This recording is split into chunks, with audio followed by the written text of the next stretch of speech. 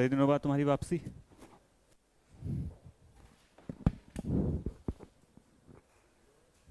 हाँ, तुम्हारी वापसी तो बड़े दिनों बाद है।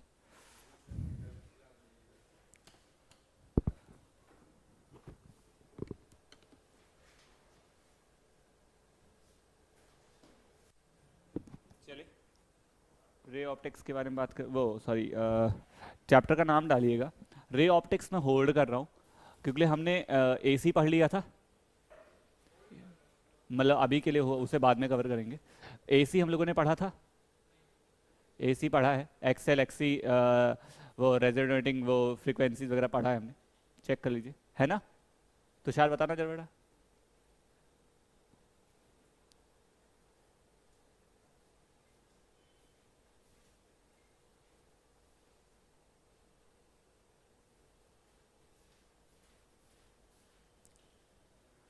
क्या कहाँ तक पढ़ाया था बताओ। एसी हो चुका है ना।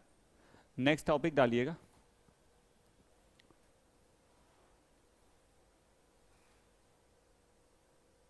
EM waves, electromagnetic waves, electromagnetic waves. छोटा सा चैप्टर है, बहुत बड़ा चैप्टर नहीं है, ठीक है, और एक थ्योरेटिकल चैप्टर्स में से एक है ये।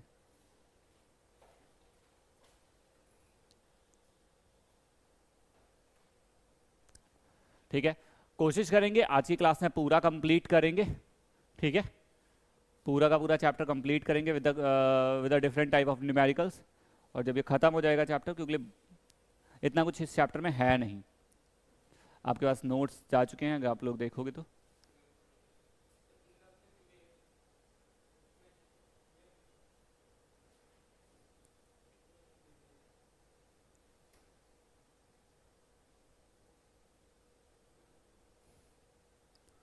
आप लोगों के पास नोट्स पहुंच गए हैं, आप लोग देखोगे नोट्स हैं आपके पास, मैंने भेज दिए।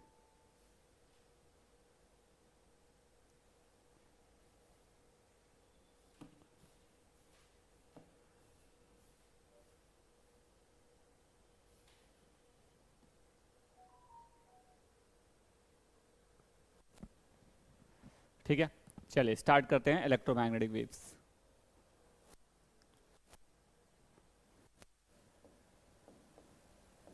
इलेक्ट्रोमैग्नेटिक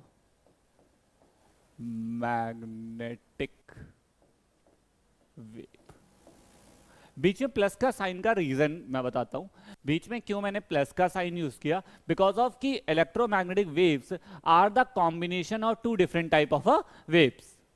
कौन कौन सी दो डिफरेंट टाइप की वेव, एक तो इलेक्ट्रिक फील्ड और दूसरी मैग्नेटिक फील्ड। इन दोनों फील्ड्स का जब क्लब करते हैं तो बनता है इलेक्ट्रोमैग्नेटिक वेव्स, ठीक है। ये एक तरह की कौन सी वेव्स होती हैं, ट्रांसवर्स वेव होती है। कौन सी वेव्स होती हैं, ट्रांसवर्स वेव होती है, ठीक है। मतलब जब हमने मेनली वेव्स को दो पार्ट में डिवाइड किया, लॉन्गिट्यूडनल वेव और ट्रांसवर्स वेव्स। तो ट्रांसवर्स वेव्स का एग्जांपल कौन है, EM वेव्स, इलेक्ट्रोमैग्नेटिक वेव्स, ठीक है। अब इलेक्ट्रोमैग्नेटिक वेव जो होती है ये बेसिकली इलेक्ट्रिक फील्ड और मैग्नेटिक फील्ड दोनों की वजह से जनरेट होती है, ठीक है। तब इलेक्ट्रिक फील्ड और मैग्नेटिक फील्ड अगर ये दोनों की वजह से जनरेट होती है तो प्रोपोगेशन दोनों में होगा, प्रोपोगेशन दोनों का होगा। जैसे ध्यान से सुनना, अगर मान लो इलेक्ट्रिक फील्ड ऐसे प्रोपोगेट कर रही है, ऐसे प्रोपोगेट कर रही है, तो मैग्नेटिक फील्ड का जो प्रोपोगेशन होने वाला है वो कुछ इस तरह से होगा।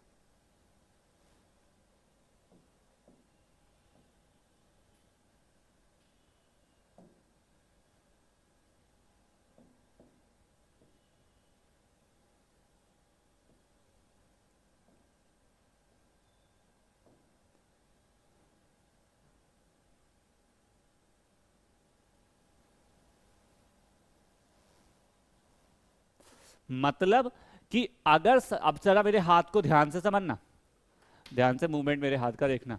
क्या बोला मैंने कहा अगर इलेक्ट्रिक फील्ड ऐसे मूवमेंट ले रही है तो मैग्नेटिक फील्ड की मूवमेंट ऐसे होगी। कि मतलब इलेक्ट्रिक फील्ड और मैग्नेटिक फील्ड का एंगल हमेशा कितने डिग्री का बनेगा, 90 डिग्री का। इलेक्ट्रिक फील्ड अगर एक्स वाई एक्सिस में चल रही है तो मस्ट है कि वो वाई जेड में चलेगी, समझ में आ रही बात कि अगर एक फीड ऐसे चल रही है, ध्यान से सुनना, एक फीड ऐसे चल रही है तो दूसरी फीड ऐसे चलेगी, ठीक है। तो बेसिकली प्रोपोगेशन के लिए दोनों फीड रिस्पॉन्सिबल हो जाएंगी, इलेक्ट्रिक फील्ड और मैग्नेटिक फील्ड दोनों हो जाएंगी। तो एक पोजीशन से दूसरे पोजीशन तक ले जाने के लिए, एनर्जी को एक पोजीशन से दूसरे पोजीशन तक ले जाने के लिए बेसिकली कितनी वेव्स रिस्पॉन्सिबल है? 2 वेव्स। अच्छा, और हम बोलते हैं इलेक्ट्रोमैग्नेटिक वेव्स वो वेव्स होती हैं जो मीडियम पर डिपेंडेंट नहीं होती हैं, मीडियम पर डिपेंडेंट नहीं होती हैं। जैसे मतलब अब जैसे देखो साउंड वेव है, साउंड वेव है, क्या अगर हम बीच में वैक्यूम क्रिएट कर दे तो आपको सुनाई पड़ेगा? नहीं पड़ेगा, क्योंकि यहां से जो साउंड वेव है which is the example of longitudinal waves, ठीक है, और जो मीडियम पर डिपेंडेंट होती हैं। अगर ये मीडियम पर डिपेंडेंट है तो मुझे मेरी वॉइस को आप तक पहुंचने के लिए बीच का एटमॉस्फेयर मस्ट है। अगर ये नहीं हुआ तो मेरी जो वॉइस है वो आप तक नहीं पहुंचेगी, ठीक है। अब बीच में कौन से, जैसे बीच में जो मॉलिक्यूल्स प्रेजेंट हैं वो मॉलिक्यूल्स आपस में क्या कर रहे हैं? वाइब्रेट कर रहे हैं। वो मॉलिक्यूल्स आपस में क्या कर रहे हैं? वाइब्रेट कर रहे हैं। अब वो मॉलिक्यूल जो आपस में वाइब्रेट कर रहे हैं उनसे एक पॉइंट से दूसरे पॉइंट तक एनर्जी का क्या हो रहा है? ट्रांसफर हो रहा है। एक पॉइंट से दूसरे पॉइंट तक एनर्जी का क्या हो रहा है? ट्रांसफर हो रहा है। एंड दिस, जब एक पॉइंट से दूसरे पॉइंट तक एनर्जी का ट्रांसफर हो रहा है तो इसे क्या बोलते हैं? इस ट्रांसफर को क्या बोलते हैं? प्रोपोगेशन बोलते हैं। क्या बोलते हैं? प्रोपोगेशन, ठीक है। इसी को हम लोग क्या बोल देते हैं? प्रोपोगेशन। अब प्रोपोगेट कर रही है एनर्जी, एक पॉइंट से दूसरे पॉइंट तक प्रोपोगेट कर रही है, प्रोपोगेट कर रही है, प्रोपोगेट कर रही है, मतलब एक पॉइंट से दूसरे पॉइंट तक एनर्जी क्या हो रही है? ट्रांसफर हो रही है। क्लियर है बात मेरी? यहां तक में कोई प्रॉब्लम? अब यहां से बेसिकली करंट दो तरह से होती है, एक होती है कंडक्शन करंट और एक होती है डिस्प्लेसमेंट करंट। अब यहां से कुछ नए टर्म्स डिस्कस होने वाले हैं, थोड़ा ध्यान से देखना। I इज इक्वल टू होता है ID प्लस सी। IC वो करंट होती है जो बेसिकली जो आप कंडक्टर या जिन करंट्स के बारे में नॉर्मली तुम बात करते हो। ID होती है डिस्प्लेसमेंट करंट। ID कौन सी करंट होती है? Displacement current. और इन दोनों का जो सम होता है which is known as a current, basically total current, also known as total current, ठीक है। पॉइंट लिखिएगा जरा।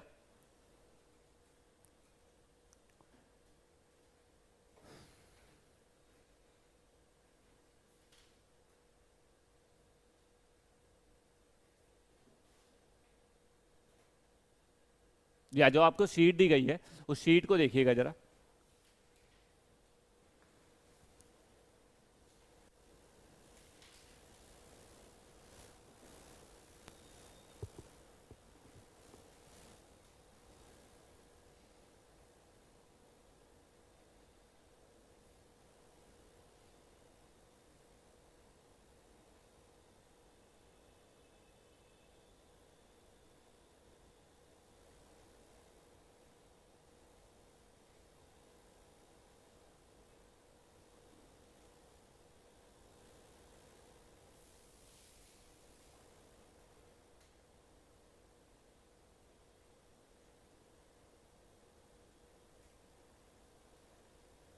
नहीं है?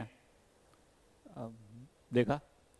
डिस्प्लेसमेंट करंट को जब तुम ध्यान से देखोगे तो अच्छा मुझे electric field due to a parallel due to a sheet charge कितनी होती थी? अगर मैं एक जैसे कैपेसिटर के एक शीट की बात करूंगा तो होता था sigma upon epsilon naught, sigma upon epsilon naught, A epsilon not हम बोलते थे, ए एप्सिलॉन नॉट कैपेसिटर के अकॉर्डिंग बोलते थे, तो sigma upon A epsilon not, ठीक है, sigma upon A epsilon not. तो जरा E इज इक्वल टू, जरा ध्यान से समझना, Q अपॉन, अगर मैं Q को वो लिख दूं तो sigma Q upon A epsilon not आएगा, हाँ या ना? नहीं समझ आता तो देखो जरा। हमने E इज टू बोला sigma upon epsilon naught, sigma is to होता है Q टोटल अपॉन होता है A, लिख दिया। तो Q टोटल को सिग्मा की जगह अगर मैं Q टोटल अपॉन A डाल दूंगा तो मेरे को मिलेगा क्या? E इज टू मिलेगा Q टोटल अपॉन ए एप्सिलॉन नॉट, ए एप्सिलॉन नॉट, ये मिलेगा मेरे पास E। क्लियर है बात मेरी? अब अगर मैं बात करूं तो E इज इक्वल टू लिख सकते हैं I into D T upon क्या लिखेंगे? ए एप्सिलॉन नॉट। और ये बनेगा क्या, ये बनेगा, क्लियर बात मेरी, ठीक। अब जरा ये डी होगा, बहुत dt करंट के लिए, dt टाइम के लिए बात करो तो क्या हो जाएगा, इलेक्ट्रिक फील्ड बहुत छोटी सी हो जाएगी, ठीक है। समझ में आती बात, नहीं समझ आए, आ गई। अब एक बात बताओ जरा, E इंटू ए को हम लोग क्या बोलते हैं, E इंटू ए को हम लोग क्या बोल देते हैं,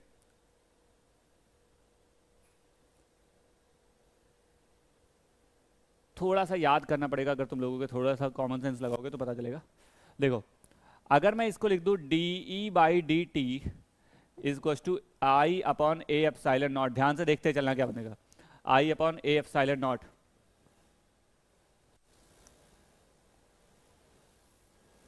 आई अपॉन ए एप्सिलॉन नॉट, ये क्या है, rate of change of electric field, rate of change of electric field is equal to I into A epsilon not.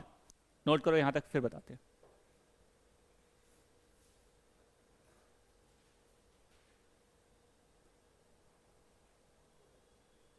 हाँ बेटा,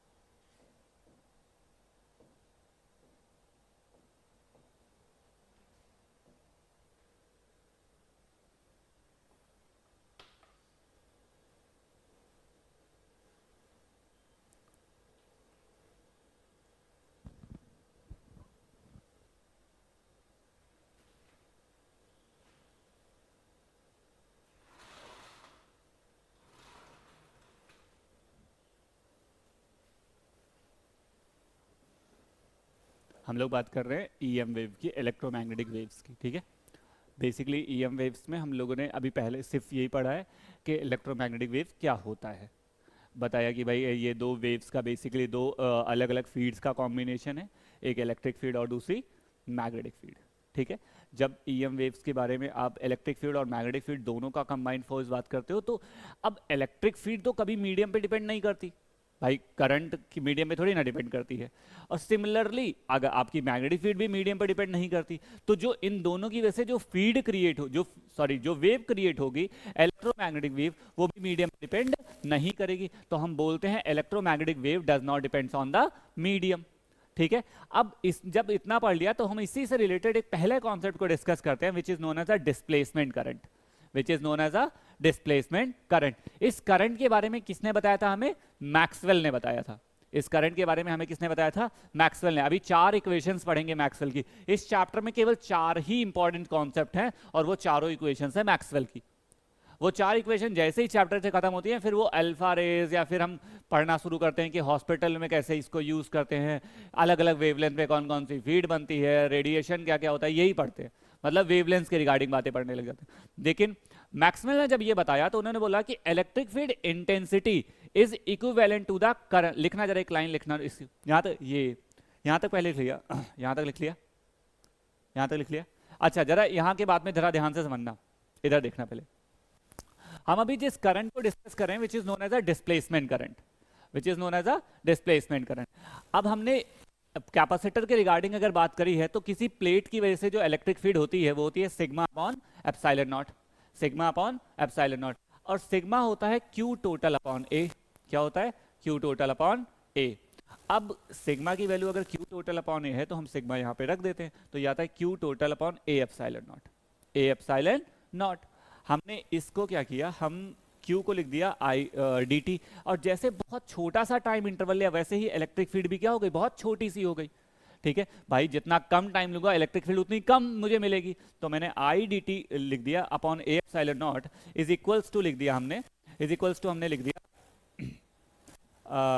हाँ, फिर इसको इधर मल्टीप्लाई, इधर इसको इधर भेज दिया, तो D E by D T is to I upon A epsilon naught हो गया। इस वर्ड को क्या नाम देते हैं? Rate of change of electric field with time. Rate of change of electric field with time is equal to I upon A epsilon naught, A I upon A epsilon naught. अब यहां तक अगर ये बात आ गई तो हमने अगले पॉइंट में ये डिस्कस किया कि भाई अगर मैं आई की वैल्यू निकालना चाहता हूं तो इसको क्रॉस मल्टीप्लाई करा दूंगा। तो मैंने क्रॉस मल्टीप्लाई किया तो ए epsilon naught D E bye D T, D by D T को हम डिफरेंशिएशन बोलते हैं। तो डिफरेंशिएशन को जब बाहर कर लिया तो ए को अंदर भेज दिया, तो ई इंटू ए को हमने D five by D T लिख दिया। अब देखो जरा, ई इंटू ए को तो फाई बोलते थे ना, इसी को तो इलेक्ट्रिक फ्लक्स बोलते थे, तो यहां पे क्या लिख दिया? फाई लिख दिया।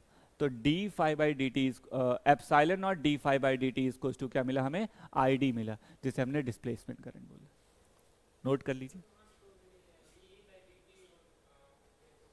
सॉरी, ये हाँ, तो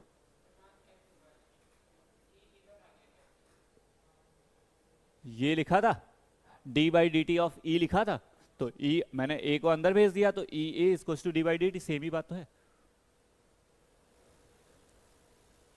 अरे ये देखो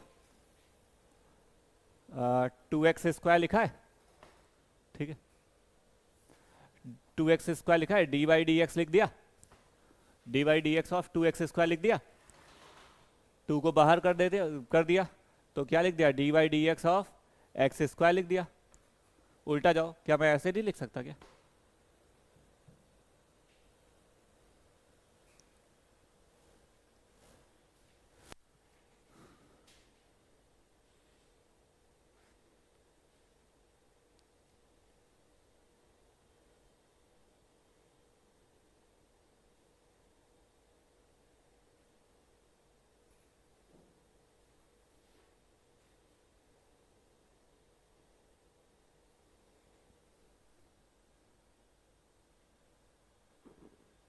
हो गया, ठीक है।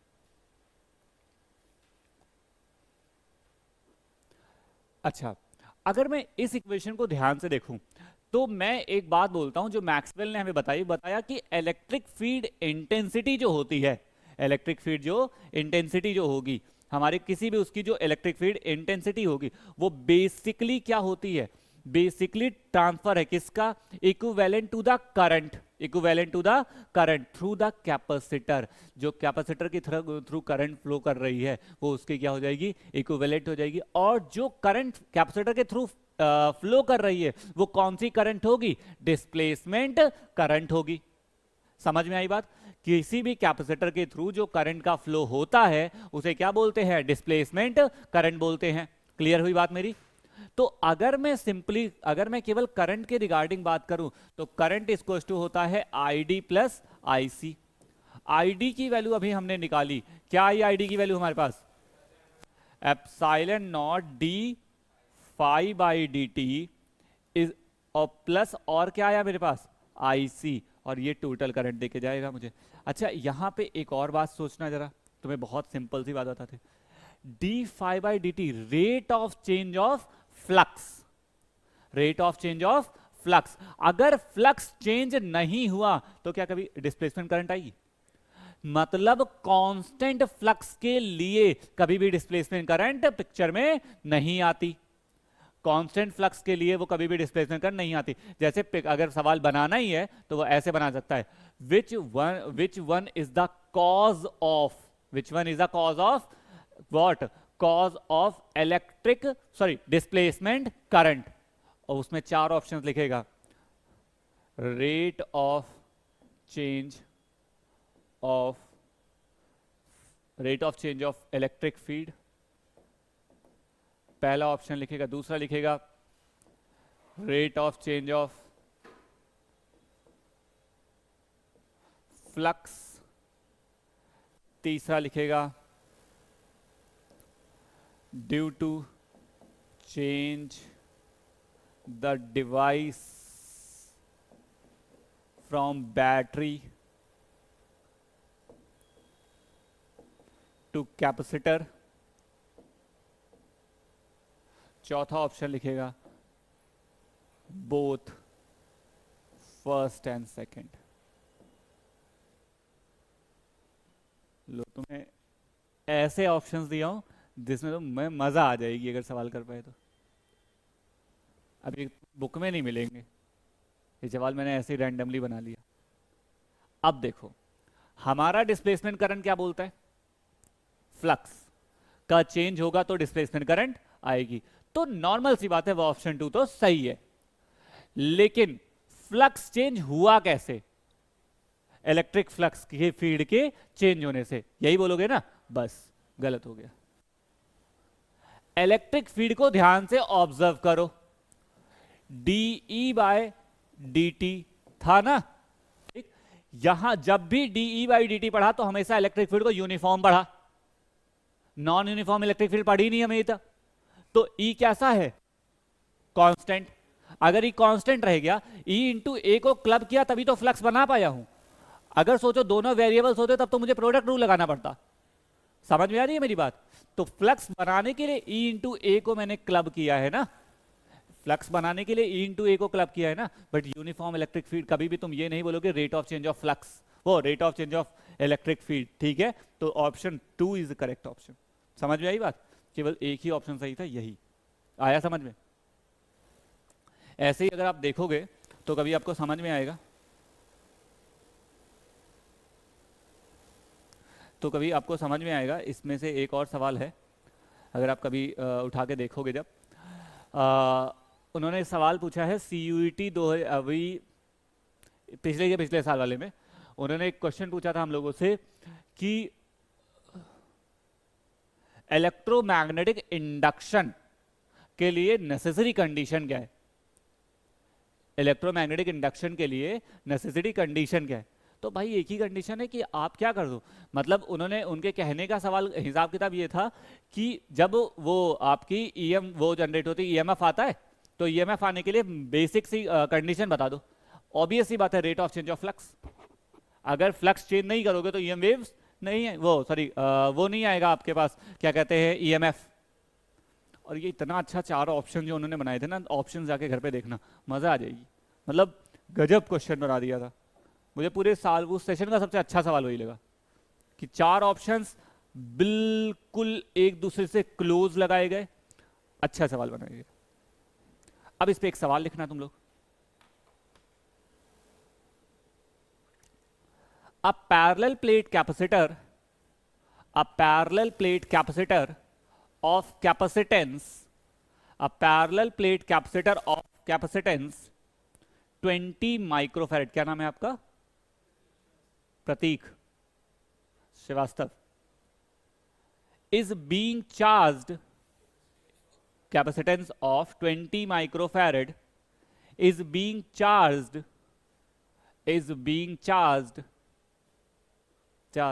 by a voltage source,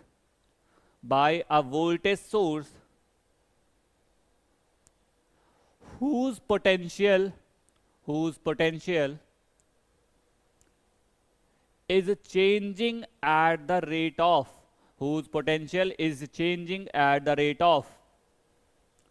3 volt per second, 3 volt per second, at the rate of 3 volt per second, 3 volt per second. Then determine the conduction current,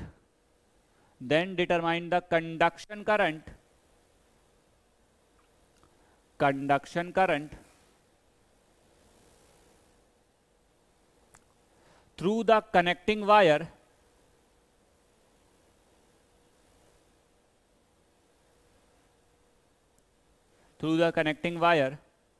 and the displacement current,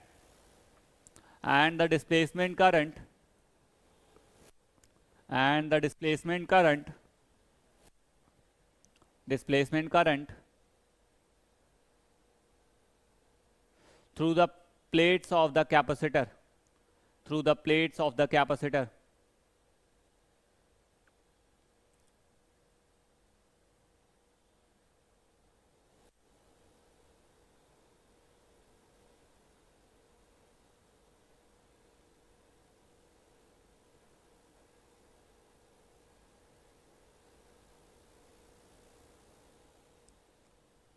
ठीक है, सवाल देख लिया, आसान सा क्वेश्चन है। बस वो जो कहते हैं ना कि तुम्हें से सवाल लगते इसलिए नहीं है क्योंकि तुम्हें फिजिक्स कम आती है, तुमसे सवाल लगते इसलिए नहीं क्योंकि तुम्हें फिजिक्स के जब क्वेश्चंस आते हैं तो उन्हें ब्रेक करना नहीं आता।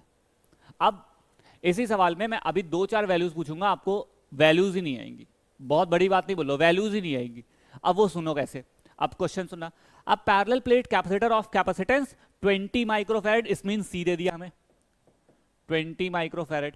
और मैं हमेशा लोगों से बोलता है कि भाई जब भी क्वेश्चन पढ़ो तो पूरा सवाल एक बार में पढ़ के अगर लगाओगे तो तुमसे लग चुका, तो तब तुम पता है क्या बोलते हो कि ना मैं तो पूरा पढ़ूंगा जब तक लास्ट लाइन नहीं पहुंचूंगा, और जब लास्ट लाइन पहुंचे हो तब तक पहली वाली भूल जाते हो क्या लिखा था, होता है ना, तब तक पहली वाली में क्या बोला गया था वो भूल जाते हो। लेकिन अगर तुमने ऐसे पढ़ना शुरू किया कि जैसे मैंने पढ़ा भाई 20 माइक्रोफैरड है तो लिख दिया, अब मुझे सवाल दिखने लग जाएगा ना कि मेरे पास पूरा का पूरा पैरे की जगह पे एक 4 लाइनों में सवाल लिख गया है। समझ में आती है बात। दूसरा पढ़ा, दूसरी बोलेगे is being charged by a battery voltage source whose potential is changing. अब बैटरी जो लगाई गई है उसका पोटेंशियल हमें पता है, लेकिन rate of change of potential पता है। मतलब मेरे को दिया है इन्होंने dv by dt which is 3 volt per second. इतना इतना लिख लिया। अब आगे पढ़ते हैं। Then determine the conduction current, ठीक है, कंडक्शन करंट और वो पूछा गया डिस्प्लेसमेंट कर, तो ये पता है मुझे। अब मुझे कैसे पता, हमारे पास ऐसा कोई इक्वेशन ही नहीं है जिसमें dv बाई डी टी आए, कोई तो है ही नहीं, हमने तो कुछ पढ़ा ही नहीं है। लेकिन हमने पढ़ा है q इक्वल्स टू cv, तो पढ़ा है ना भाई, पढ़ा है ना, ये तो दिक्कत नहीं करेगा। लगाओ जरा इसको डिफरेंशिएट करो, तो dq by D T is equals to c तो कांस्टेंट होता है, क्या मिलेगा dv by dt। dq by dt को क्या बोलते हो, conduction current. dq by dt को क्या बोलते हो, कंडक्शन करंट। तो बेसिकली ये क्या बन जाएगा, IC बन जाएगा इज टू, ये तुम्हें पता है 20 माइक्रोफैरड, तो 20 माइक्रोफैरड को फैरड में चेंज कर दो 10 to the power minus 6। dv by dt तुम्हें पता है 3, तो कितना आ जाएगा 60 इंटू 10 की पावर माइनस 6 एम्पियर लिख दो।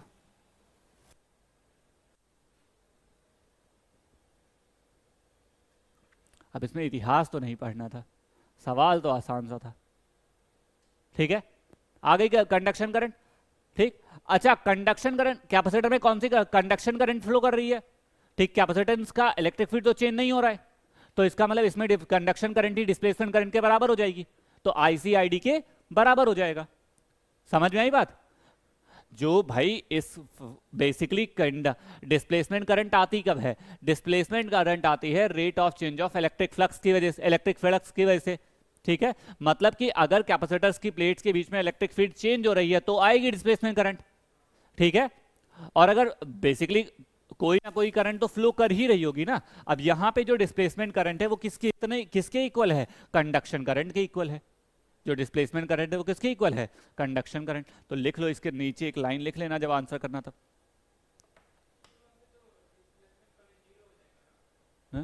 नहीं हो जाएगा जीरो, इसीलिए तो मैं बता रहा हूं कि इसमें जो डिस्प्लेसमेंट करंट आएगी वो कंडक्शन करंट के इक्वल ही हो जाएगी। लिखो जरा तुम लोग, पानी में।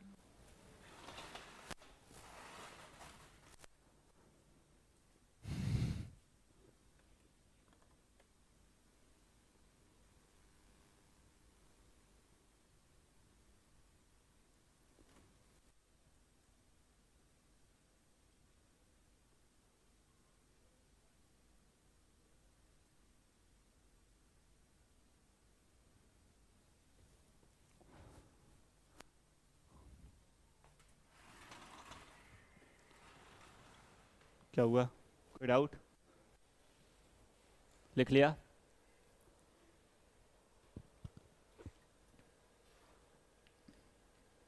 चलिए लिखिएगा लास्ट में, displacement current is equal to the conduction current.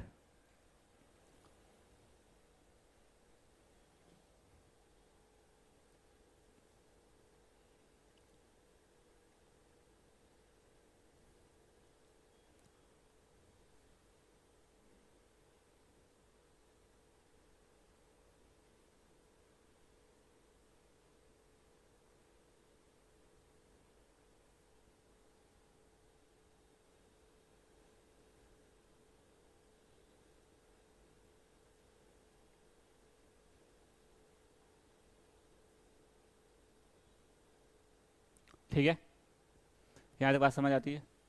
Problem, कोई प्रॉब्लम है? अरे हाँ हाँ बिल्कुल। एक और लिखिएगा जरा, ये वो तुम्हें बताया ना कि डिस्प्ले, हाँ sorry, A displacement current is equals to the conduction current. बस इन द, ये तो तभी होता है ना जब आपकी जो इलेक्ट्रिक फील्ड है, जो कैपेसिटर के अंदर की जो फील्ड, इलेक्ट्रिक फील्ड है, वो चेंज ही ना हो रही हो। ठीक है, एक लाइन लिखना जरा, एक और क्वेश्चन लिखना। ये पहले वाले क्वेश्चन से देखो, तुमसे अगर डिस्प्लेसमेंट करंट या कंडक्शन करंट पूछी जा सकती है तो वो किसी भी एरा से पूछ सकता है, मतलब किसी भी एरा से। वो आपसे इलेक्ट्रिक फील्ड के रिगार्डिंग पूछ सकता है, वो आपसे पूछने को, वो आपको अभी पोटेंशियल से पूछा है, अगले वाले साल में एसी से पूछ लेगा। लिखो जरा सवाल। अ 100 ohm resistor, a 100 ohm resistance, a 100 ohm resistance and a capacitor of, and a capacitor, and a capacitor of 100 ohm resistance, of 100 ohm resistance, मतलब कैपेसिटेंस का रेजिस्टेंस कितना है? 100 ओम है, और एक रजिस्टर लगाया गया उसका भी रेजिस्टेंस कितना है? 100 ओम है। is connected in the series, is connected in the series, is connected in the series, is connected in the series across, across a 220 volt, across a 220 volt, 220 volt, when the capacitor is 50% charged, when the capacitor is 50% charged,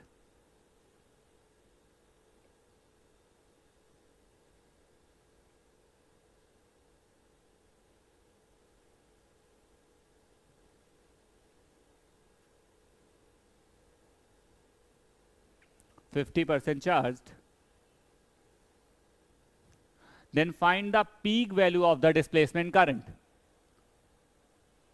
Find the peak value of the displacement current. Find the peak value of the displacement current.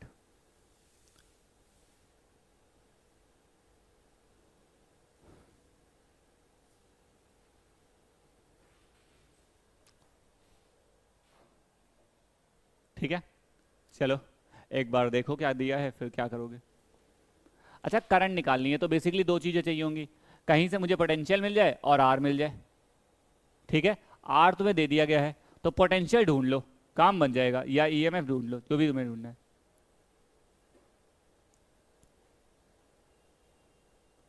अच्छा, peak value की बात करिए, मतलब RMS की, RMS के बारे में बात करेंगे, याद आ रहा होगा अगर तुम लोगों को, वी आरएमएस। तुम्हें V RMS is equal to होता है वी नॉट रूट टू, तो वी नॉट तुम्हें पता है 220 है, और root two times is equal to V RMS. अभी शायद आपके लिए